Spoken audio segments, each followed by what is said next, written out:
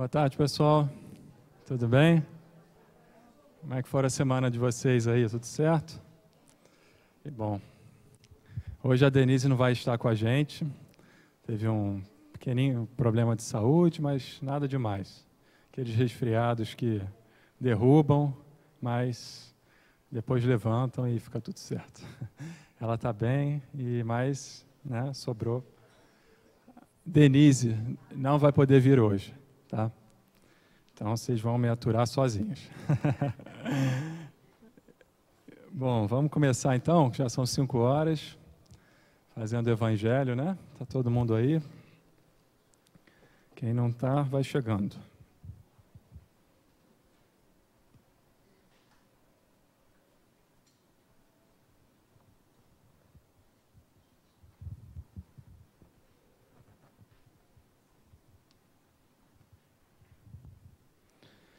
Amar o próximo como a si mesmo.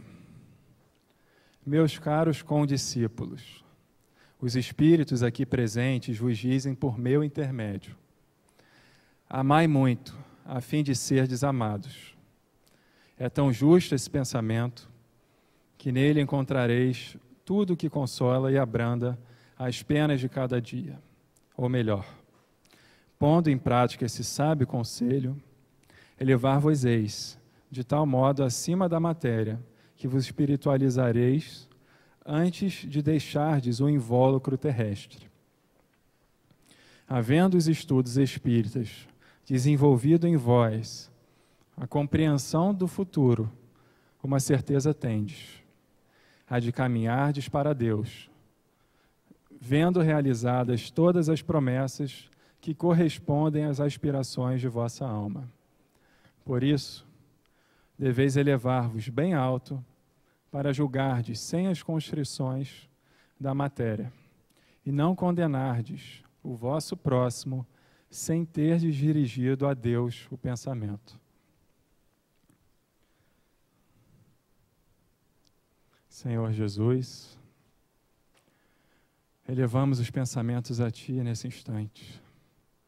Nos entregamos a Teus braços e, curvados diante de Ti, clamamos pela Tua presença, pelo Teu alento, pela clareza, pela luz e pelo caminho que aponta. Senhor, permita que o estudo de hoje, desta tarde, ao lado de Joana de Ângeles, Nísio da Silveira e tantos outros irmãos aqui do plano espiritual presentes, possa ser esclarecedor e sempre voltado para as diretrizes do Cristo, que nos abençoa e que nos ama. Graças a Deus. Então, pessoal, aula passada a gente não conseguiu avançar muito com o capítulo 1, porque realmente é um capítulo que tem muitas questões, é um capítulo que, assim, atende bem às nossas necessidades, é um capítulo que fala de dor emocional. Então, quem aqui nunca teve uma dor emocional ou tem uma dor emocional, né? É difícil passar uma existência inteira zerado. O próprio Jesus já nos preparou falando: no mundo tereis tribulações, mas tenha bom ânimo. Ele pediu o quê? Bom ânimo, pois eu venci o mundo. Então, é possível a gente não sucumbir àquilo que nos atormenta e que nos conduz, às vezes, para atitudes não muito dentro da razão. Muitas das vezes a gente se perde realmente no emaranhamento mental que a gente se encontra. Então, a gente precisa, aqui nesse curso e em todos os outros que a casa oferece, conseguir entender bem quem somos nós nesse contexto. O que realmente é nosso e o que realmente não é nosso, mas está junto, precisando ser expurgado, excluído, colocado para fora. Então, a passagem que os Espíritos deram para a gente hoje, do amar o próximo como a si mesmo, é um grande exercício que a gente começa, seja aqui, seja no lar, em casa, na família, no trabalho, onde for, a exercitar um pouquinho a caridade, a benevolência, a indulgência com o próximo, o perdão, e assim, quebrando as barreiras egóicas que ainda nos atormentam, estão juntos com a nossa própria essência, que nós somos seres divinos, somos seres espirituais, né? Mas nem tudo o que nós achamos que nós somos realmente nos pertence, mas são coisas que, por algum motivo, por alguma estrutura mental, por algum construto desenvolvido ao longo da existência, nós, entre aspas, nos iludimos e tomamos posse, dizemos tomar posse de coisas que não são nossas. O ego, quando nós, desde pequeno, quando aprendemos a falar e tal, a discernir meu, minha, eu, começamos a nos inserir no mundo, de certa forma, nós percebemos que isso, se não for bem trabalhado, esses sentimentos de possessão, podem gerar transtornos, porque às vezes nós projetamos nos objetos algo que fala de nós e nós não conseguimos enxergar claramente. Então, a gente pode perceber assim, quando nas crianças é fácil de perceber, mas é óbvio que adultos também a gente percebe, porque nem todo mundo é tão, né, desprendido assim. Mas a criança, vocês já perceberam, criança com 2, 3 anos de idade, quando está brincando com os amiguinhos, ela às vezes pega um brinquedo aleatório lá, de vários que tem ali, e diz que é dela. E acabou o assunto. Aí vai você tentar convencer que é importante ela trocar, compartilhar com os amiguinhos os brinquedos.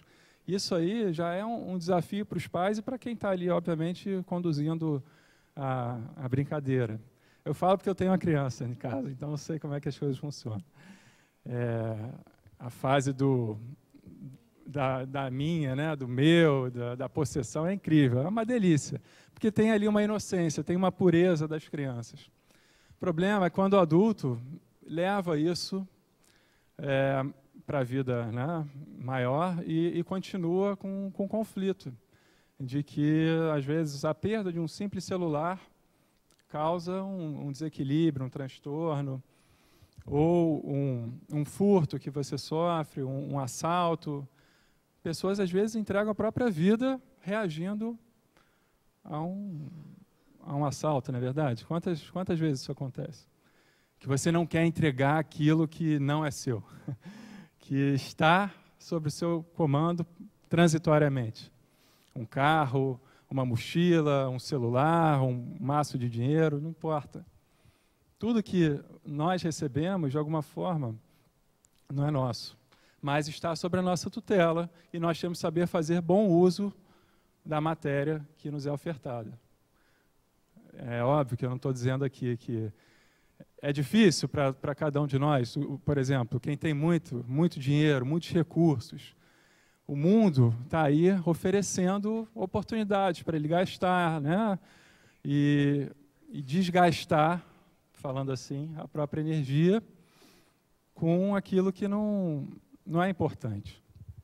E quando você vê, você está entregando os seus recursos para causas que se encerram por si só.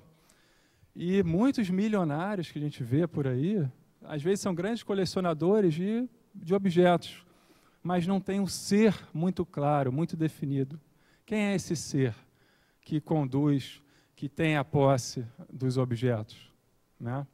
Então, quando nós nos desidentificarmos deste eu que toma conta, nós vamos ter uma vida, com certeza, muito mais suaves, muito mais brandas nessa encarnação e nas que por aí vierem, né? A gente fica mais leve. Então, para onde a gente entrega todas as nossas questões, toda a nossa bagagem, os nossos conflitos, que pesa realmente, os nossos pensamentos pesam, são duros, entregamos para o próprio Senhor, porque lá Ele sabe receber isso e fazer o bom uso dessas coisas. Nós não temos essa destreza ainda.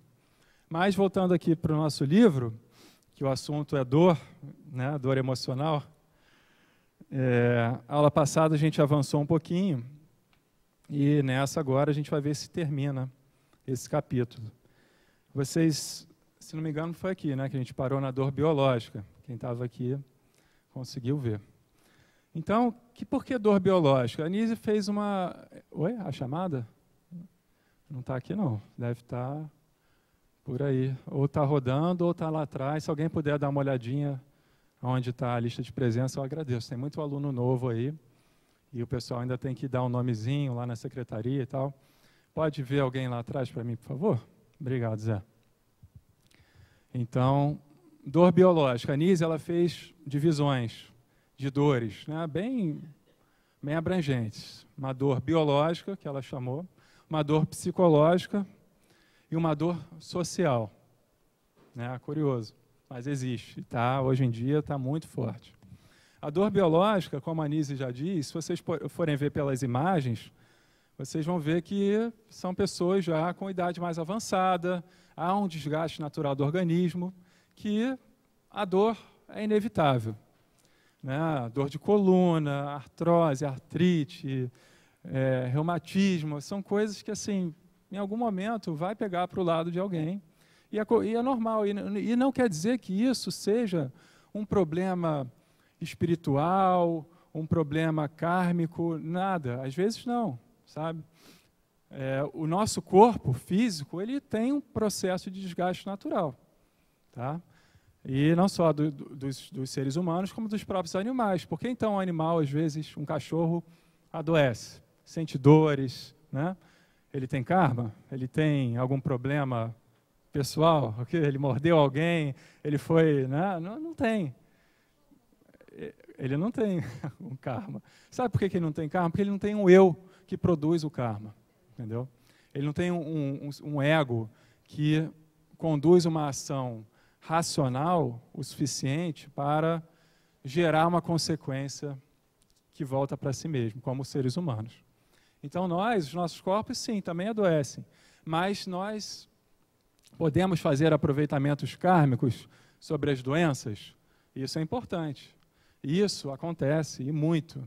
Tem doenças que são nitidamente processos que não são dessa vida. Você vê crianças que nascem, às vezes, com tumores malignos, brabíssimos, síndromes, autismos, né? Que você vê ali que tem uma coisa que não é daquela própria existência. Obviamente que o espírito vem trazendo e vem modelando, através de uma reencarnação nova, o seu corpo sutil, o seu perispírito.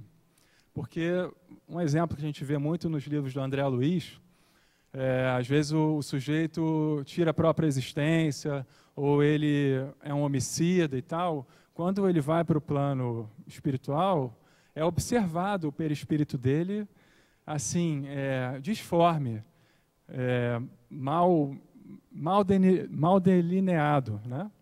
Então, como é que faz quando ele reencarnar? Ele vai precisar, às vezes, de 1, 2, 3 reencarnações só para readequar aquele corpo sutil, o perispírito, para aí sim uma próxima existência saudável com que ele possa vir a exercer os seus trabalhos nesse mundo, sempre cooperando com as obras divinas, que esse é o nosso grande objetivo. Bom, vamos lá. Dor biológica. O organismo ele se torna incapacitado de realizar... Eu estou na frente, né, daqui, vou vir para cá. Não? Dá para ler? O organismo se torna incapacitado de realizar a homeostase. Isso é, apresenta dificuldades em manter em constante equilíbrio a estrutura fisioquímica.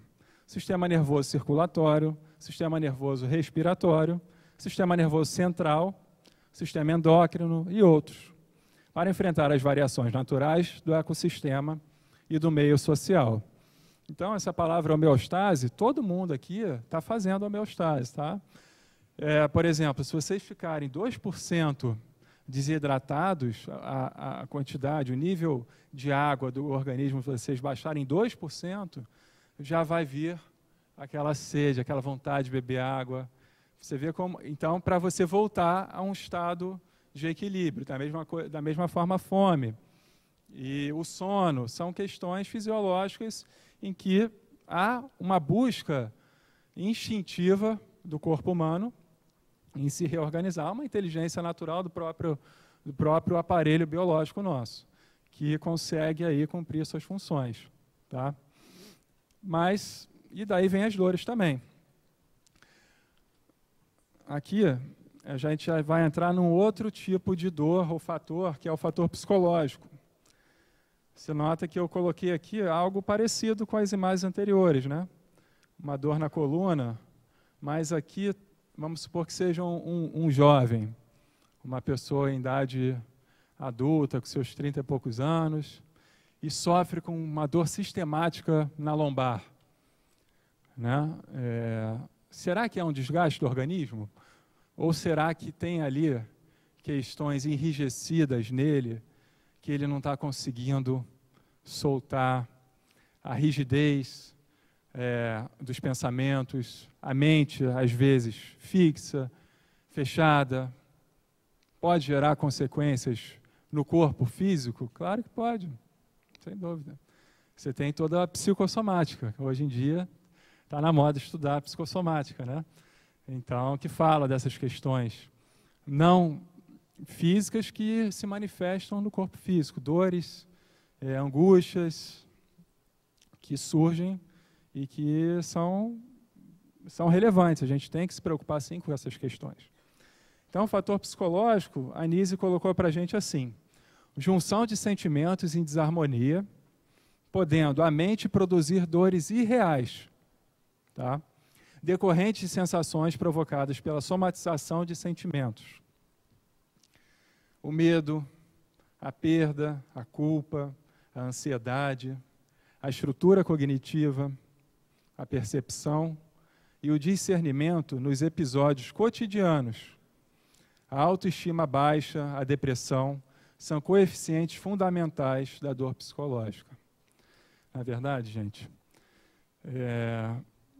hoje, nessa sociedade tão dinâmica, tão acelerada, em que a informação transita automaticamente, né, através hoje dos aparelhos celular, da internet, você parece que precisa estar a par de tudo que acontece por aí. E é simplesmente jogado para dentro da sua mente questões, problemas seus, dos outros, do país, né, da economia, da política, e você, quando vê, você tem que tomar conta de tudo, sua caixa de e-mail lota, porque o seu chefe te detona, acha que você trabalha 24 horas por dia, você já acorda de manhã tendo que resolver problemas. A gente já acorda, né, ligado. E isso vai, e você liga um botão automático e tem que sair respondendo, dando soluções imediatas para tudo, para todos. Mas, quando você vê, chega um momento em que tudo para. Vem uma dor, vem um troço, uma doença, um negócio que te deixa em casa, te deixa no leito do hospital, te paralisa por 1, 2, 3 dias, e você fala, caramba, você não se permite nem mais ficar doente, nem mais ter uma dor de cabeça, um momento seu de reflexão, né, íntima, para você entender as suas questões através daquela doença, daquela dor. Então, não é à toa que isso acontece, tá? Tanto a depressão, que também às vezes vem, uma síndrome do pânico. Depressão, então, surge às vezes quando a pessoa está mais para fora, vivendo a vida mais aberta de dentro para fora do que tentando entender as questões íntimas. Às vezes a depressão é um momento em que ela precisa daquela oportunidade, ela te força a encostar por algum momento e trabalhar as questões íntimas. É óbvio que a depressão é um problema gravíssimo, que tem danos fisiológicos, tem. O cérebro adoece, sim, sem dúvida. Mas tudo isso são consequências de uma causa mais sutil, de uma causa espiritual que acaba levando o ser aquilo de forma inconsciente. Como é que a gente pode, de repente, prevenir uma depressão como essa? Alguém tem uma ideia? Uma sugestão? Como é que a gente busca uma vida saudável para não cair em uma depressão profunda, que precisa de ajuda, de remédio e de amparo. O autoconhecimento, o autoquestionamento. Tem muitos fatores, tem muitos artifícios que nós hoje sabemos que funcionam e que realmente funcionam, são eficazes, que podem nos prevenir de um quadro depressivo. Tem a depressão química, exatamente. Precisa de medicamento, exatamente, sem dúvida. Sem dúvida. Exatamente. Agora, exatamente. Qual é a causa, né? A causa primária desse problema que está ali se manifestando?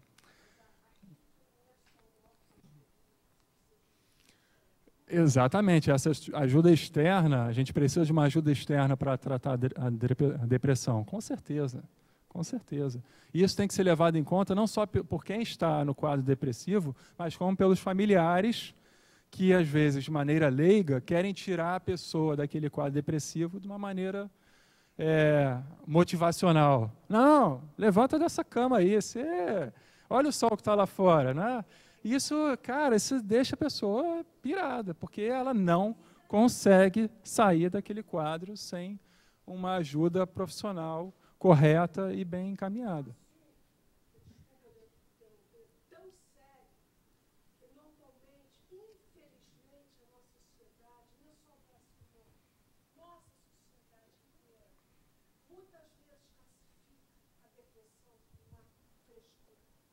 Exatamente.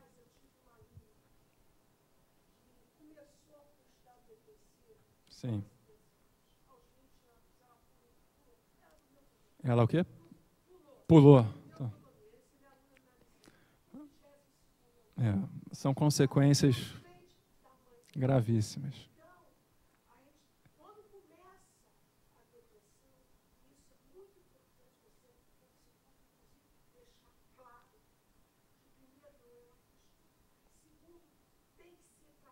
Exatamente. A nossa colega, vou só retransmitir um pouquinho para o pessoal lá de casa, que a nossa colega está reforçando a importância. Não tem nada, mas eu já saquei.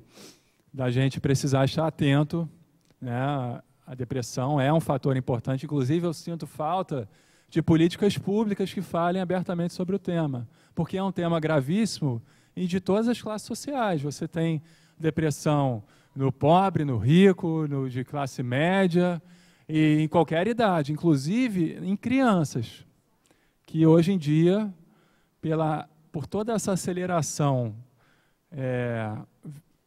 cibernética, virtual e tal, as crianças hoje em dia já apresentam quadros depressivos. Adolescentes, na maioria dos países. Então é um problema global, é uma pandemia, se a gente pode falar assim. É um problema seríssimo, a depressão. Então, é óbvio que a Anísia, em algum momento, vai abordar a depressão com mais clareza. Mas aqui ela citou como um fator psicológico, a gente vai embarcar com ela. Tá? Então, gente, outro artifício importante para a depressão, para nos prevenirmos, é a própria meditação. Tá? Quem aqui pratica meditação? Gostei, vocês estão meditando, isso aí. Muito bom. Sim, essa meditação que vocês fazem é com alguma frequência, mais de 3 vezes por semana, por exemplo? Ah, bacana. Isso aí, gente, na sociedade de hoje, do século XXI, é fundamental. Vou te falar que não tem mais como a gente adiar essa questão de meditar, não, tá? Porque senão a sociedade vai pirar. Tá? É um momento, nem que sejam por 5 minutos. A gente vai até fazer aqui, não nessa aula, mas tem umas aulinhas para frente que a gente vai precisar fazer meditação. A própria Nise tem aqui, muito lindo, uma prática simples, fácil, para todo mundo fazer sem nenhum problema. Como é que a gente medita, como é que a gente respira. E vamos trabalhando um pouquinho disso também. Tem uma dúvida lá atrás, nosso amigo?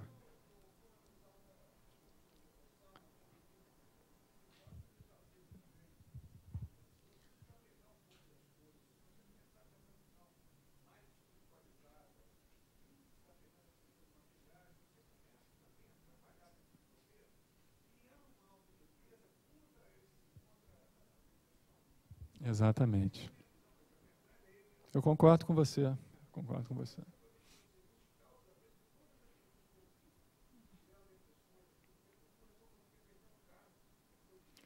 Sim.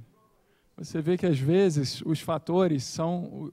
Ele está dizendo, ele está falando da gente precisar, a questão do desapego em relação. Ele está relacionando que o desapego ajuda a evitar questões depressivas, quadros depressivos. E ele deu um exemplo de um amigo seu, né, que entrou em depressão porque perdeu um emprego, perdeu um cargo público, né, que já era transitório, né? Cargo público, você vai ficar 4 ou 8, né? Aí, se você querer mais que isso, já começa a entrar numa outra. Mas cada caso é um caso. O que eu quero chegar é o seguinte: o que ele falou é importante porque às vezes nós não damos valor ao que o outro está sentindo. A questão do outro, a gente tem que respeitar, que às vezes para você tira de letra, mas o outro é o outro. Então, você ali tem que ter uma atenção, um carinho, porque como é que é esse ser humano, né? Como é que ele deu tanto valor, pesou tantas moedas nessa questão do cargo público, por exemplo? Né? Então, exato, tem vários.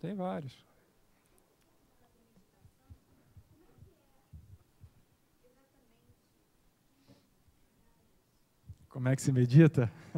Ah, tá. Como é que se dá isso assim? Como?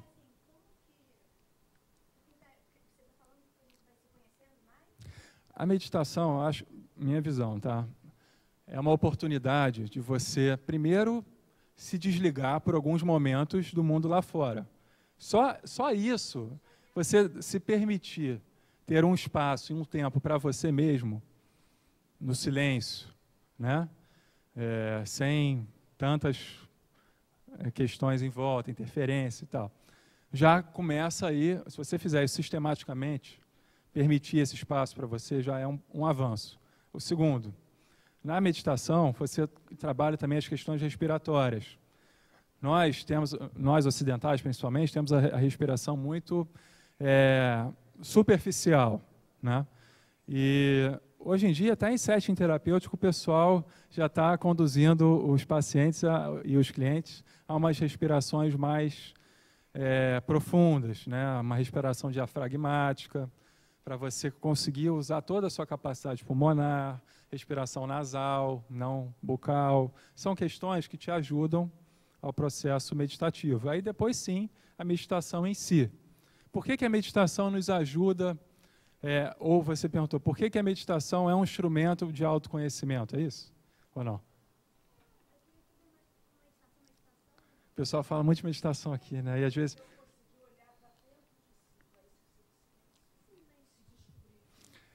não é...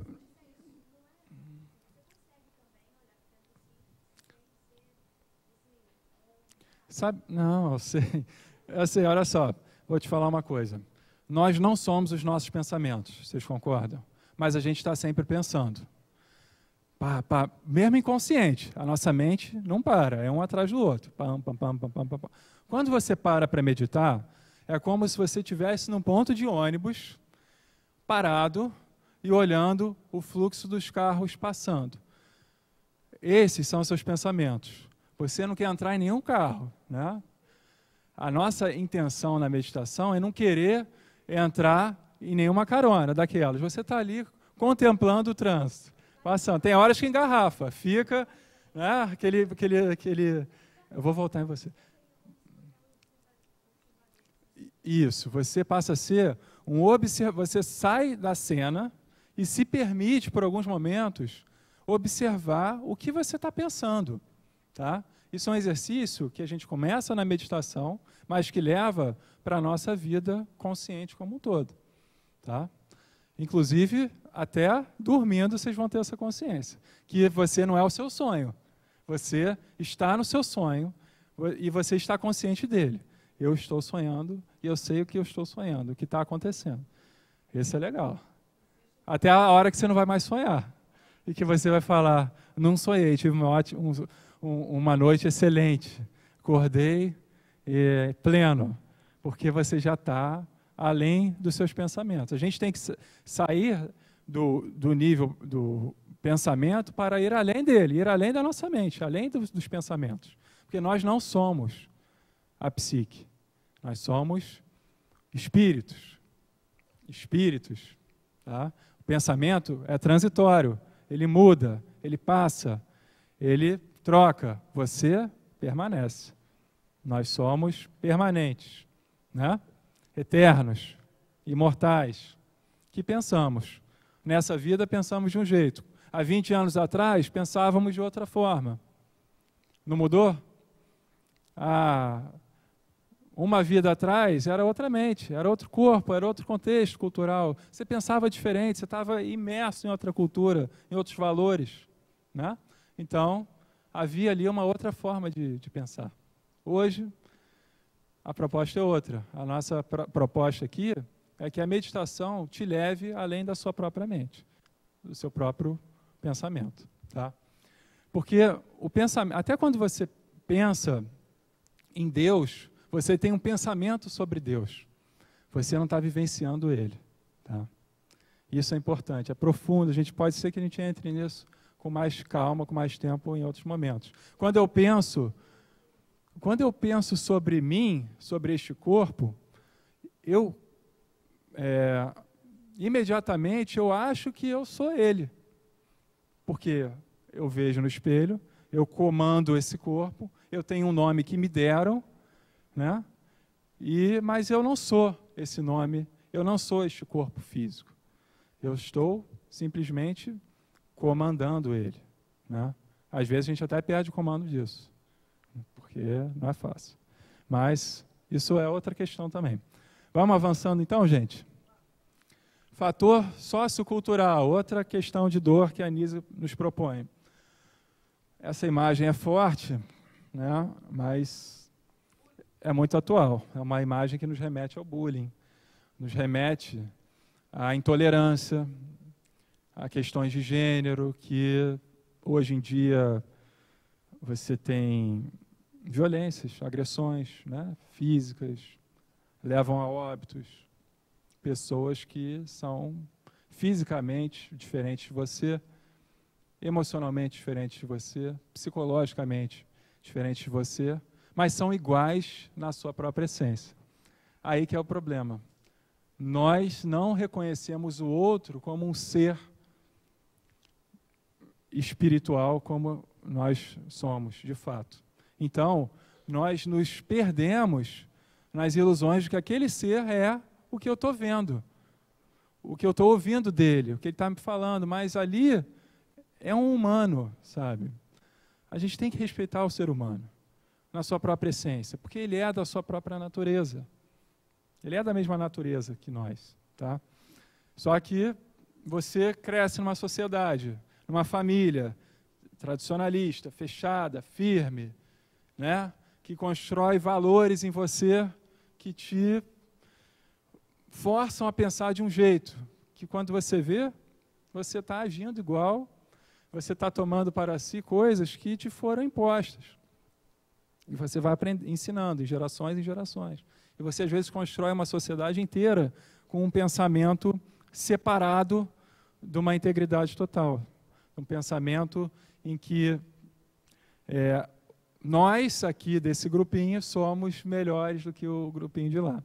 Então, eu daqui, eu tenho que bombardear o de lá, eu tenho que explodir o de lá, eu tenho que jogar os outros na câmara de gás, tenho que torturar, eu tenho que esquartejar, porque, né?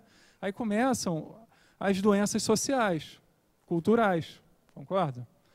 Que,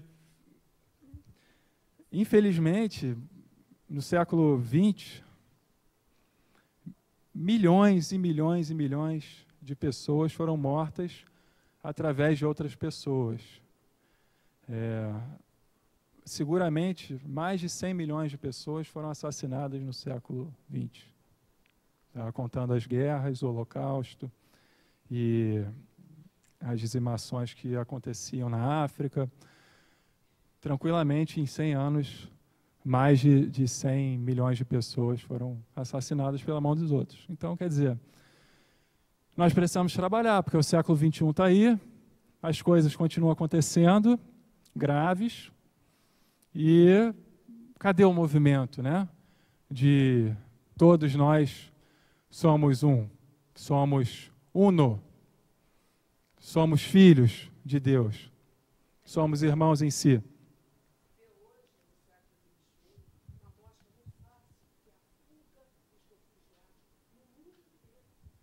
A fuga dos refugiados, exatamente.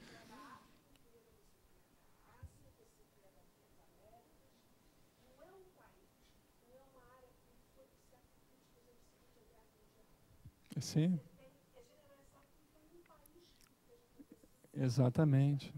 A fuga das questões de intolerância religiosa, dos extremistas, né? Quer dizer,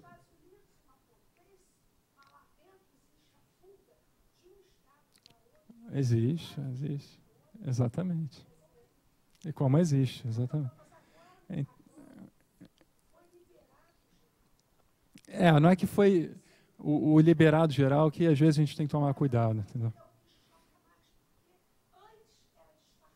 É chocante. Por que se tornou mais chocante? Porque você não consegue mais esconder as coisas. Está tudo aí. Você vê, você recebe no teu WhatsApp, de manhã, de tarde ou de noite, não tem nem mais hora para isso, pessoas sendo decapitadas, mortas, assassinadas. Não acontece? Né?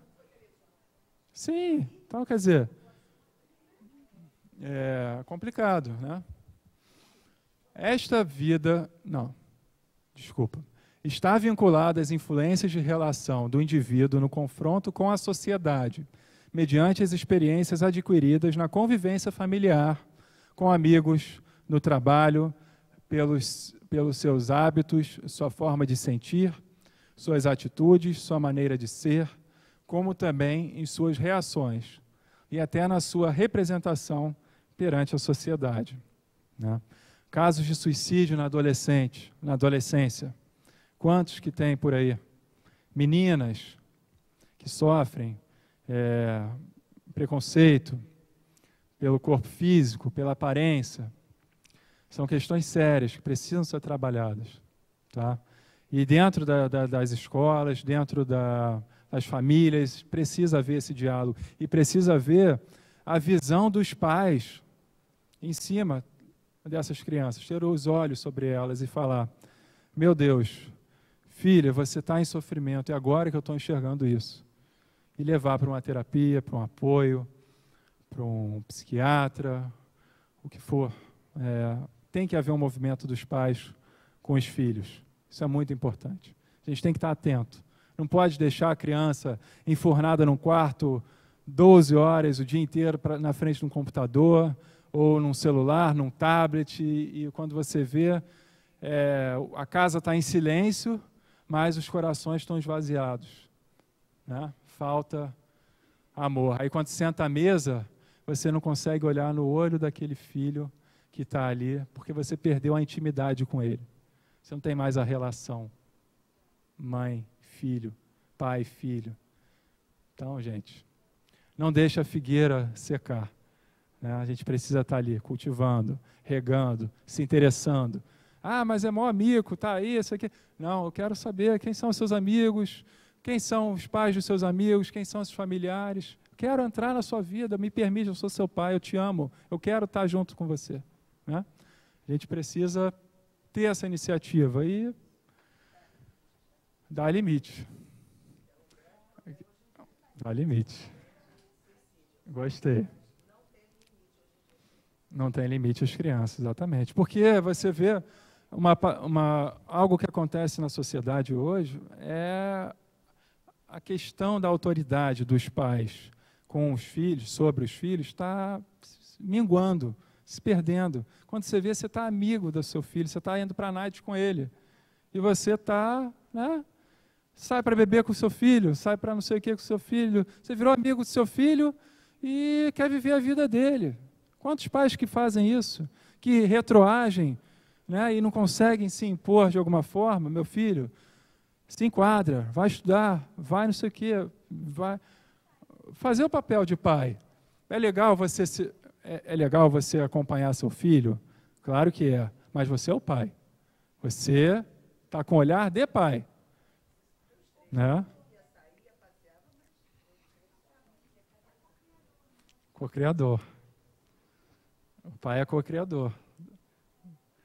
Deus, na verdade, né? Aí entram as questões todas do espiritismo. Quem é esse filho que a gente está recebendo, esse neto que a gente está recebendo? Né? Tem uma história ali? Claro que tem. Tem questões emocionais a serem trabalhadas nessa existência? Sem dúvida. Conflitos psicológicos? Sem dúvida. Dores físicas, crônicas? Sem dúvida. Mas tem uma família que está ali e que ele foi recebido naquela família e não foi à toa. Se ele está ali, é porque, meu amigo, mata no peito que é teu. Não adianta. Não tem a babá que cuida, não tem a empregada, não tem, é você. Não tem transferência. Ah, mas ele é um capeta, ele destrói a minha casa, ele acaba com tudo, ele é difícil demais. Mas não foi querer ter filho. Agora mata no peito e chuta para o gol. Né? O jogo não é fácil, é duro, mas é a realidade, gente. A gente precisa assumir isso. Né?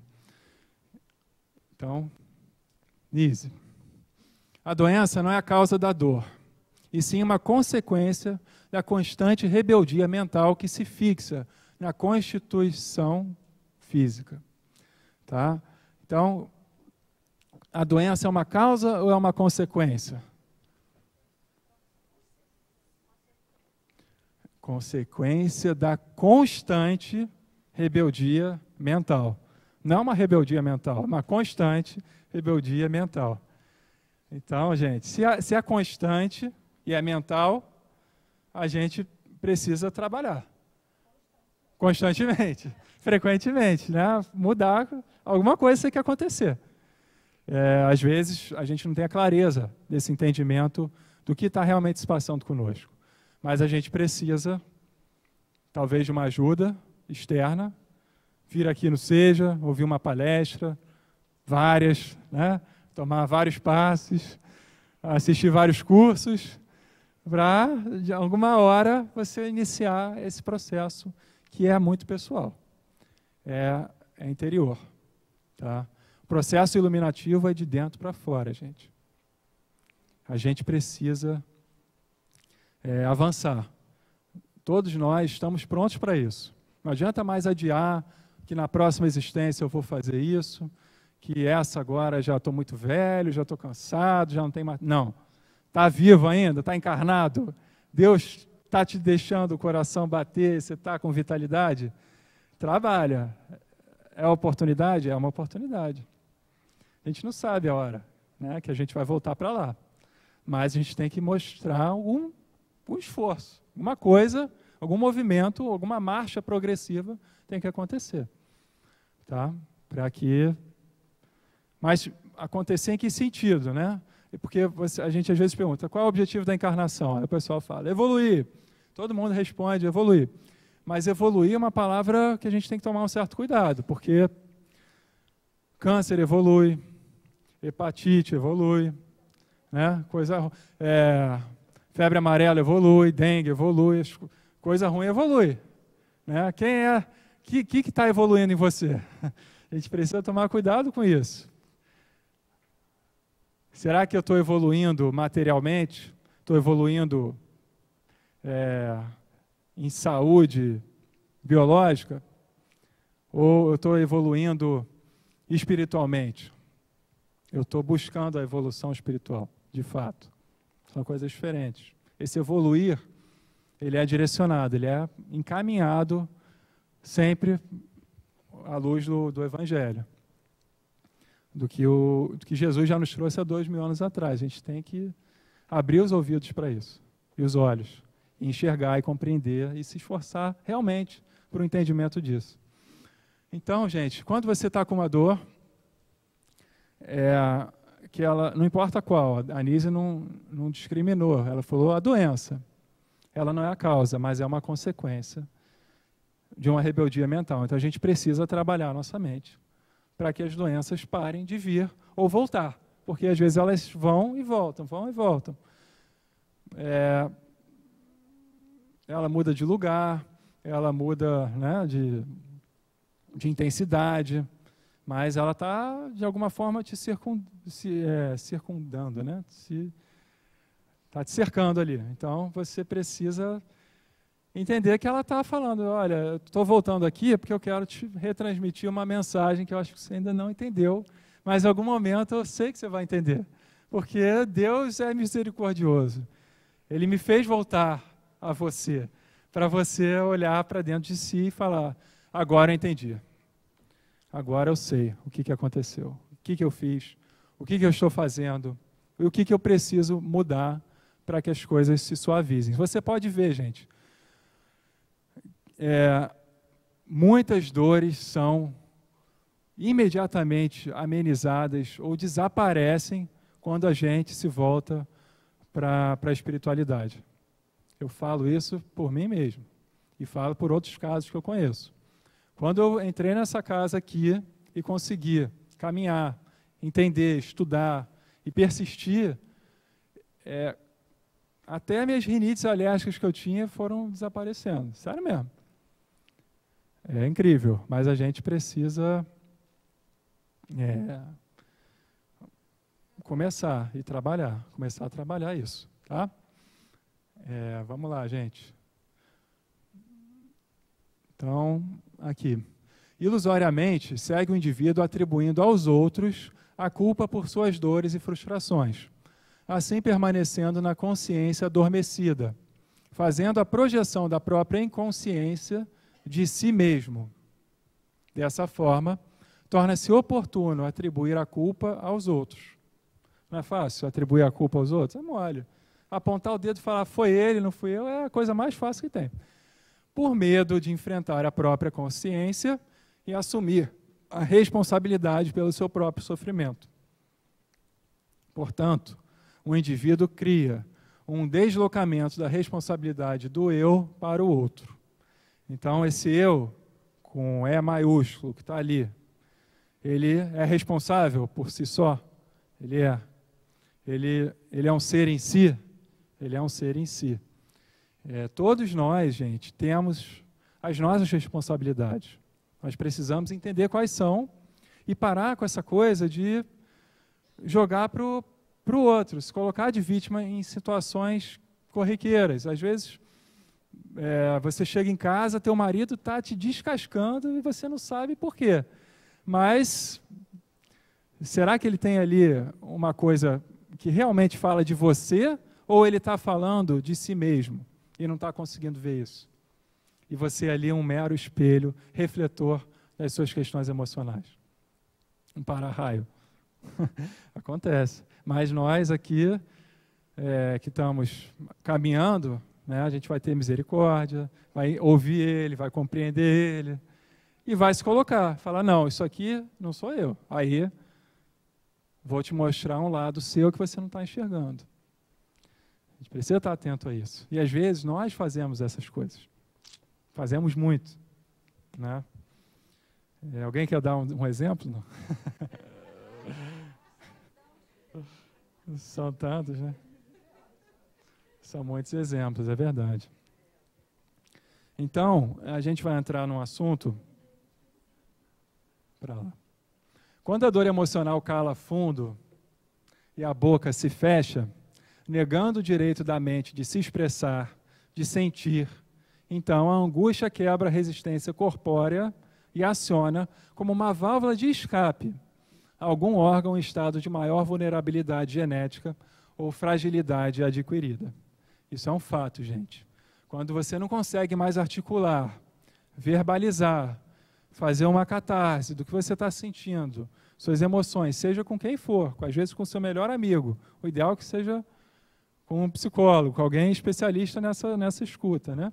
Mas às vezes você senta com um amigo para desabafar, com um familiar seu, é legítimo isso. Isso é importante acontecer, você ter um momento para organizar suas ideias mentais trazer para o plano da consciência aquilo que está lá numa bagagem mais inconsciente ou pré-consciente.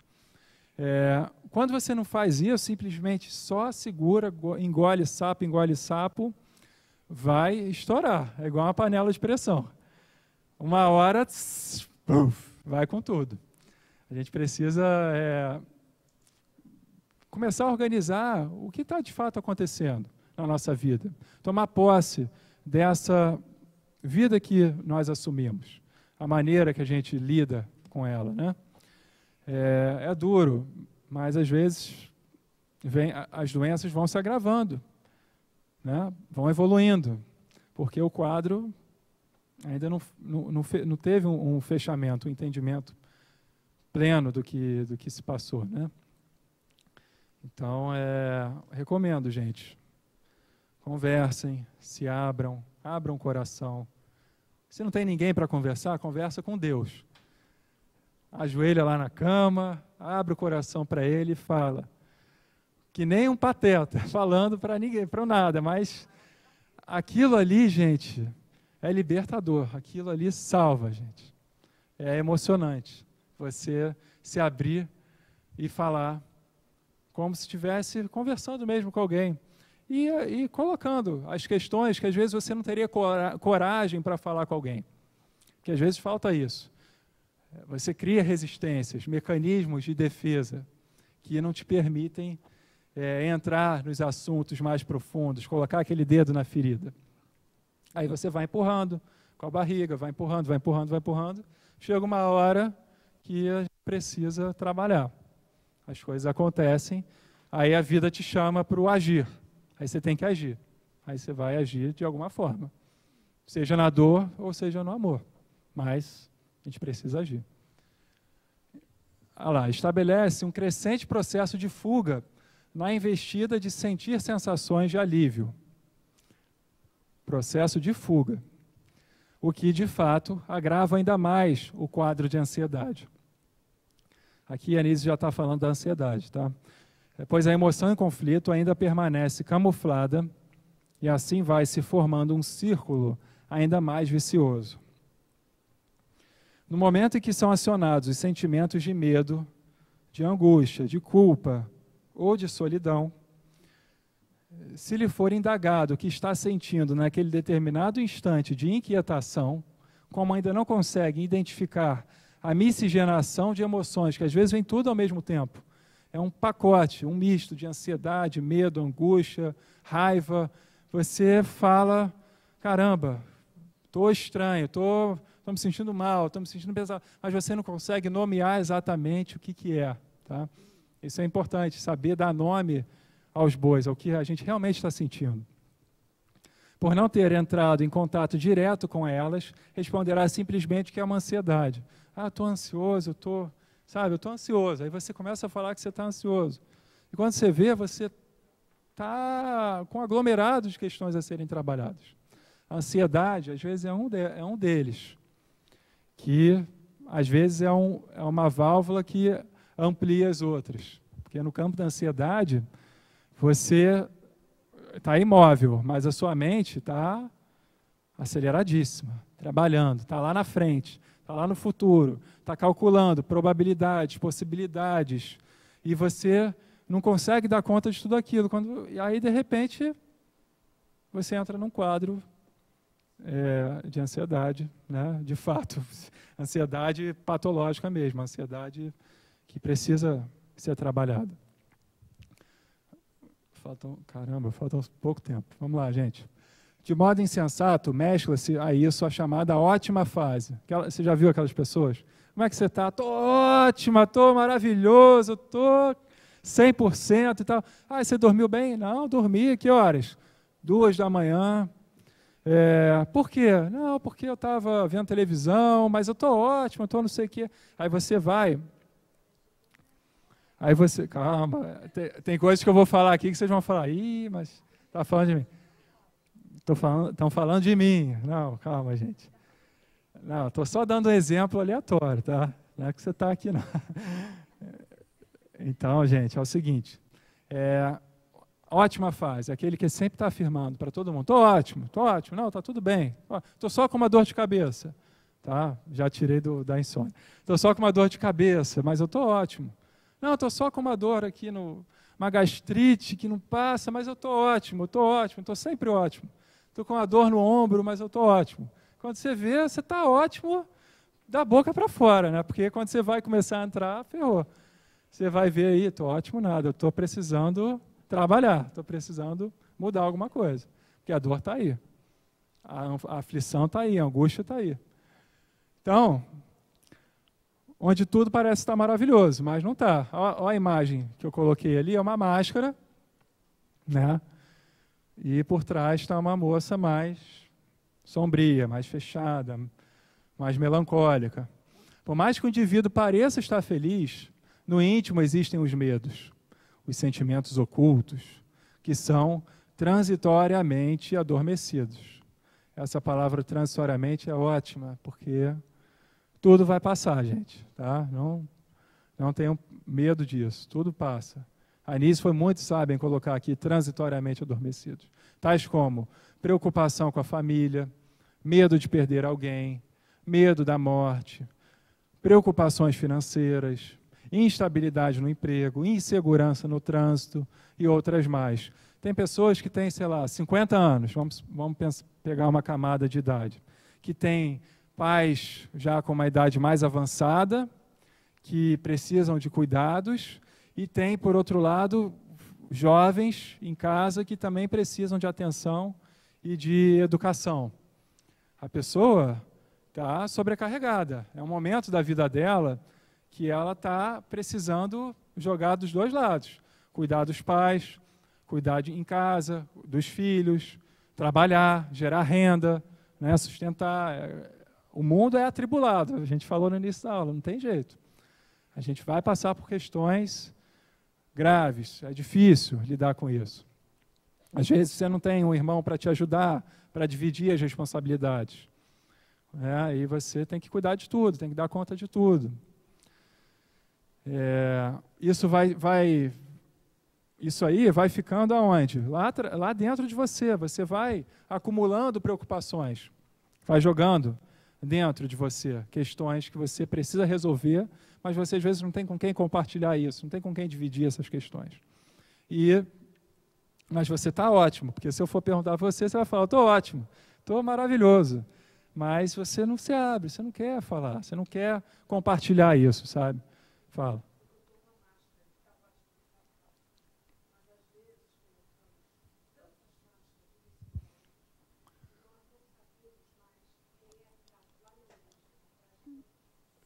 Aí que está. Aí que está. Quem é que está na origem de todas as máscaras? Quem é que... Ah lá, que linda. Fala alto, fala alto. O Espírito. Mas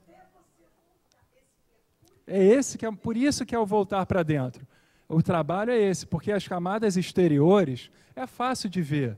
Todo mundo olha para a sua cara e sabe mais ou menos como é que está aí. Você se olha no espelho e sabe mais ou menos como é que você está. Mas, verdadeiramente, no íntimo, você precisa trabalhar. Aí que está. Esse se perder... Como é que você se olha para dentro? Você se olha para dentro através... Ela já sabe a resposta. Como é que você se olha para dentro de você mesmo? Através da meditação, da respiração, da introspecção, dos estudos, da leitura, do autoconhecimento. Tudo que a gente trabalha aqui são mecanismos de você se olhar para dentro. Contato com a natureza. Exatamente, você tem que se permitir, Zé. Perfeitamente. Porque o que acontece? Quais são essas camadas, né? A primeira camada é o físico. Uhum. Exatamente. Você está no seu... Exatamente. Então você já tá andando bem. Já está no caminho. Parou? Então vamos retomar. Olha só, gente. Olha só. Pessoal, olha só. Essa caminhada para dentro, ela começa como? No próprio soma, no corpo físico, tá? Você começa a ter consciência corpórea. Começa a entender que esse corpo, ele não é permanente. Ele está em processo de decomposição. Me desculpa, mas é verdade. Todos nós vamos sucumbir alguma hora. A gente tem que permitir que o nosso corpo e aceitar isso como uma realidade. Isso vai acontecer, tá? O fenômeno da entropia, as dores biológicas vão surgir. Você precisa aceitar isso. É uma realidade, é um fato. E amá-lo do mesmo jeito. Não importa se você há 20 anos atrás era mais bonito do que hoje, tinha mais vigor, era mais saudável, não sei o quê. É físico. O corpo, ele é seu, você toma conta dele, cuida bem dele, mas ele não é você, concordam? Não é você. Avançando mais para dentro de si, a gente entra no campo das emoções, que o Zé acabou de falar aqui, tá? Surgem questões emocionais. Você realmente, às vezes, se emociona. Quando você começa a entrar no processo de orações, de meditações, de autorreflexões, de estudos sérios, você fica sensível, você às vezes vai ver um filme, você se emociona, você chora por qualquer coisa, você, às vezes, lendo um texto, começa a se emocionar, porque está vindo questões ali. Você está cavando no fundo daquele rio e tirando aquela coisa turva para a água ficar limpinha, límpida. Depois disso, avançando mais, tirando as máscaras e tal, você entra nos seus pensamentos e observa conscientemente os seus pensamentos. Você olha para eles e fala, eu estou pensando isso, eu sou capaz de mudar esse pensamento definitivamente na minha vida. Porque 90% das coisas que a gente pensa hoje, a gente pensa amanhã. 90%. E a gente pensa depois de amanhã, porque a gente está no automático, a gente está pensando e está seguindo. E ele vai nos conduzindo, se a gente não estiver prestando atenção neles. Mas, em algum momento, você vai perceber, avançando, Zé, que nós não somos esse pensamento. Eu já falei aqui, a gente é o ser, é o espírito, né, que está além dele, é o pneuma. Então, o ego dispõe de vários mecanismos no esforço de dissimular os seus conflitos como fuga da realidade. Aí é bem legal essa parte da aula. A Anísia citou alguns mecanismos de defesa que tem na psicanálise, não sei se alguém já estudou isso, mas são mecanismos do ego de se defender de questões que ele não quer entrar por algum motivo, seja por culpa, por sentimentos que vão mexer muito nas suas estruturas, por desconforto que causa, você se utiliza de mecanismos de defesa.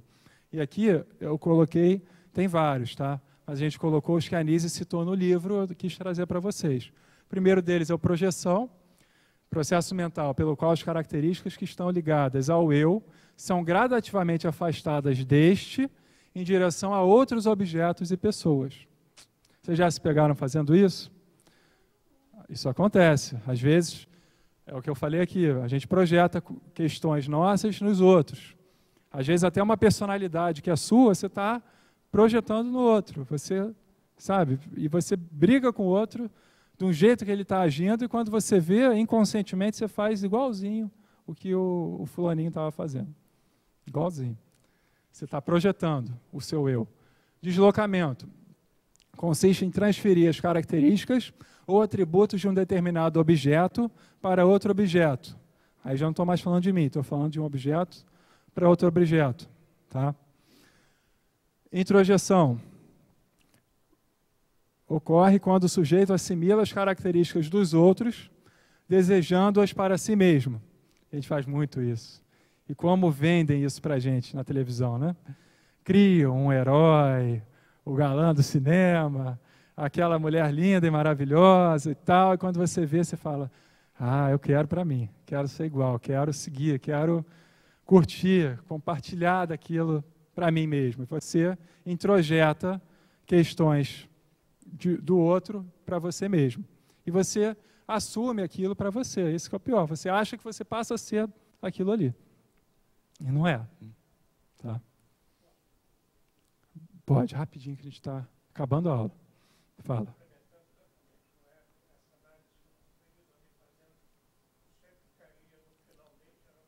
No ego. Entendi.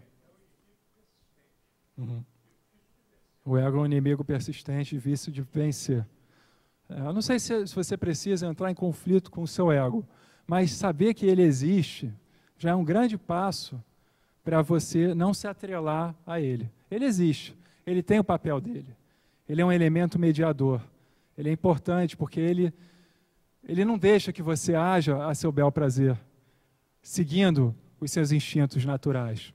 Ele media barreiras para você não ser, que é o que o Freud chama de id, deve estar aqui em algum lugar, lá na sublimação, ele fala de id em algum lugar aqui, sublimação, né? Pelo id e superego. Bom, vamos voltar aqui então, rapidinho para a gente terminar a aula. Já está acabando. Compensação é uma forma de um indivíduo garantir um equilíbrio entre as suas características em termos de qualidades e deficiências. Tá bom. Racionalização. Explicações altamente racionais para fatores emocionais e motivacionais. Isso aqui é um perigo. Para justificar o eu, o ego, né? Buscar boas razões, ainda que falsas, para atitudes e fracassos. Vocês lembram daquela imagem do Hitler? Ele tinha uma boa razão para aquilo que ele construiu para ele. Ele racionalizou aquele sistema de extermínio e para ele aquilo era o que tinha que ser feito? Fez, sem dúvida. É uma racionalização. Regressão é o retorno do indivíduo a níveis anteriores do desenvolvimento, sempre que depara com uma frustração. Isso às vezes acontece muito em criança. A criança dá uma regredidazinha, quer o colinho da mãe de novo, porque precisou ir para a escola e não sei o quê, aí quando você vê, dá uma regressão. Mas os adultos fazem isso também, né, de alguma forma. Às vezes a gente quer um colinho, quer uma bengalinha, quer, né, uma ajudinha, um cafuné e tal, porque é normal, tá? Todos esses mecanismos de defesa são normais, são naturais, desde que eles não sejam você e funcionem assim sempre, corriqueiramente, constantemente. Repressão, dificuldade em reconhecer seus impulsos, que produzem angústia ou lembrar-se de acontecimentos passados traumáticos. É chamado de esquecimento motivado. Você cometeu um crime, mas você não volta naquilo, você não quer lembrar daquilo. Aquilo ali você colocou embaixo de um tapete, enterrou num buraco e esqueceu. Mas não esqueceu. Está reprimido. Tá reprimido. Acabou? Acabou a aula? Tá. Acabou. Todo mundo lá? Pô, gente. Tá bom, então. Último slide. Por favor. Tá, depois aqui tem formação reativa e sublimação, mas aí tem tudo no livro, vocês dão uma olhadinha. Quando o indivíduo opta pelo enfrentamento dos conflitos, assimila que é inevitável o autodescobrimento. Percebe que por meio das dores existe sempre um aprendizado oculto. Dessa maneira, passa a desvendar os seus conflitos, camuflados, e segue em busca da causa do sofrimento e da dor.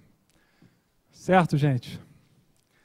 Então, meditar. Aula que vem, venham, já vai ter um exercíciozinho de meditação. Vamos orar aqui para a Fátima não vir cortar meu pescoço. Senhor Jesus, Mestre querido, Mestre amoroso, lhe agradecemos a oportunidade, esse espaço, esse tempo, para aqui estarmos e trabalharmos, Senhor, as nossas questões íntimas, as nossas dores, angústias, sofrimentos que ainda persistem, mas que não são nossos.